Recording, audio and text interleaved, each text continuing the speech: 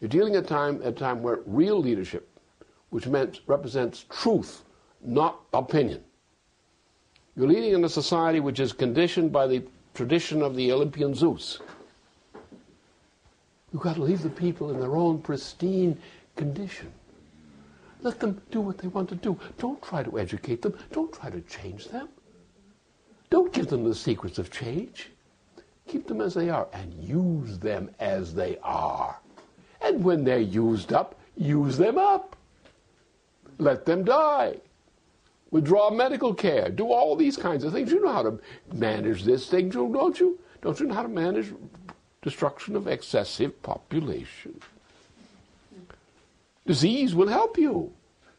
Foster disease. Destroy their diet. Destroy their food supply. Make them globalize food supply so that nobody produces food in the nation where they consume it. They all produce food for other nations. Each produces food for different nations, not their own. Then they get their food from other nations. And then the British Empire is the middleman. And the British Empire, being the middleman, now controls who eats and who doesn't eat. And at what price? You want globalization? You fucking idiot. You want globalization? What kind of a moron are you? You want globalization.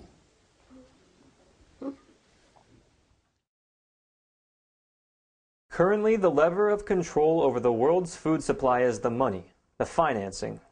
If you want to grow food, you have to get a loan, which is becoming impossible because all of the available money and newly invented monies are being poured into this dying financial system. For example, last December, Jacques Jouffe, head of the Food and Agricultural Organization, set out to raise 10.9 million euros, about $14 million, to get seed for poor farmers. Millions of dollars, not billions, not trillions. He was unable to raise the millions of dollars for this seed. Then, this past July, we had a food crisis summit in Rome, where over $12 billion was pledged in aid and investment for farming. Only $1 billion has been dispersed, while all of the countries complained, "We're broke. We don't have the money. There's a credit crunch going on." All of the money is tied up in saving the banking system, so taking care of the world's food supply has taken a back seat to feeding the financial system. We've taken food off the table. The claim is that there's a credit crisis, that there just isn't any money available. In Brazil, Cargill and ADM have cut off financing to the farmers, where they usually cover half of the expenses of planting to be paid back at harvest time. In Pakistan, the commercial banks are withholding credit, and so farmers are in a position where they have to lower the selling price just to move the produce and plant less food for the coming season. Some farmers are threatening to burn their crop rather than sell so low. At the same time, the food that has been harvested isn't being shipped, as the banks are withholding letters of credit for shipping worldwide. This is causing a pileup of grains in storage, which, if it continues too long, could lead to a whole lot of rotten grains. There's a certain irony here. In Africa, grains will be left to rot in the silos because of lack of basic transportation to get the produce to market. Here in the Western world, where we do have some infrastructure left, we could face the same consequences, but out of just plain stupidity or inability to act. And this is all caused, so they say, by the credit crisis. Now, international finance claims there is a solution to the credit crisis, pumping lots of money into the markets. The theory is that in a free market economy, a happy equilibrium will be reached, where the money will find its proper value and find its proper home, and everything will work out just fine because of the invisible hand.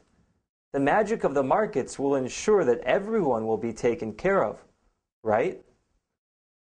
Of course, what we've seen is that the banks have been swallowing up all the money they can get their hands on and holding on to it for dear life.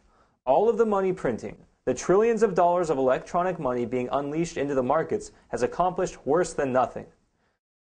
What's really going on is that the world is dominated by the British system of international central banking, where no sovereign nations have control of their currency.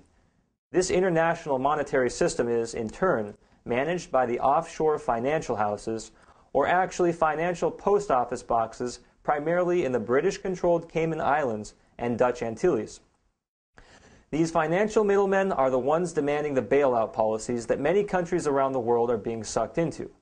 This means that your money is printed at their demand to their ends.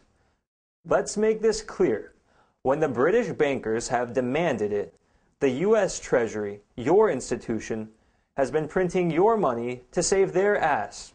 And your U.S. dollar goes not to food, not to infrastructure, or anything else we need, but into trying to keep this dead system moving at your expense. Are you going to keep feeding people to this system, or are we going to start feeding people?